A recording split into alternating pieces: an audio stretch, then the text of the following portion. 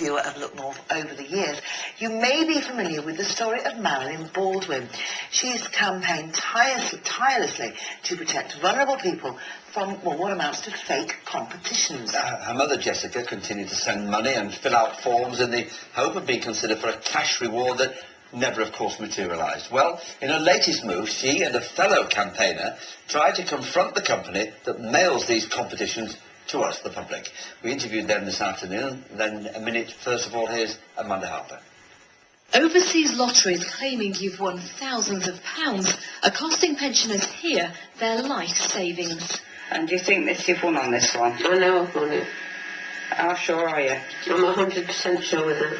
Before she died, Jessica filled in hundreds of forms thinking she'd won prizes. Her daughter Marilyn was extremely concerned. We tried to stop my mum from responding and sending cash. But it's almost like they've got a hold over them. They build this delusional world that becomes the victim's reality. The company Vital Beauty, which has been sending out the prize draws, is based in Belgium. Its owner, Stefan Alec, claims he has abided by the Office of Fair Trade ruling and that his literature does make it clear, in at least font size 8, that it is a prize draw and no purchase is necessary.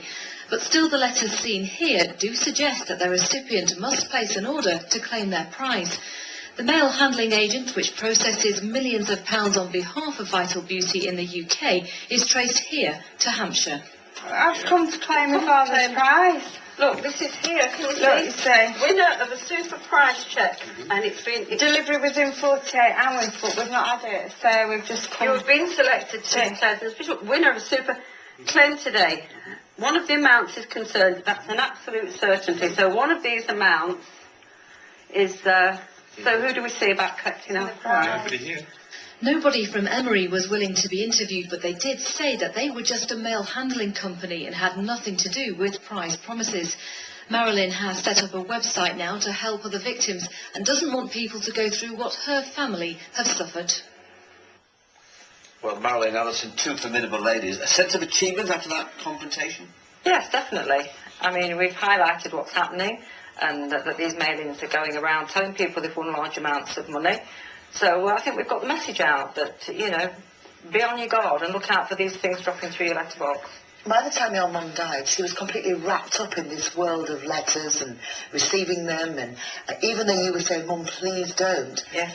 How big a problem was it? It was a massive problem because my mother wasn't diagnosed as having any mental health incapacity, so we couldn't intervene. I mean, she was receiving around 30 of these scam letters every day, and we couldn't get power of attorney, we couldn't redirect the mail. There was absolutely nothing we could do. Her name had been put on a suckers list, circulated all around the world, and it was being sold on. So she was targeted time and time again. What would you like to see achieved, Alison? Because clearly there's a bit of frustration here that the authorities can only go so far. Well, basically, I think it should be made illegal for these letters to be delivered within the UK. So that's part of your campaign as well. But what advice would you get? I mean, we've heard about the Marilyn situation. Your dad also got involved and people were sending him letters. That's right. Say it happened to my mum. What can I now do? Well, the best advice now is, now Marilyn has set up the website, would be go to thinkjessica.com. In addition to that, if you were feeling vulnerable and you didn't have a computer, nowadays, most family members, there is somebody in the family that has a computer. I mean, you only have to Google companies here, there and everywhere that are doing this, and it's all on Google, and they will help you. Check. And if you're not getting satisfaction, who can you complain to? Trading Standards? Yeah, visit the Think Jessica website. If you're not on the computer, contact your nearest Trading Standards. Make them aware of what's happening, because without these reports, they don't know. A lot of the victims, millions of victims, are silent. So, you know, let's get out there and make sure that people are on the guard. Thank you very much indeed. Don't forget more details of that on Inside Out tonight at 7:30 on BBC One.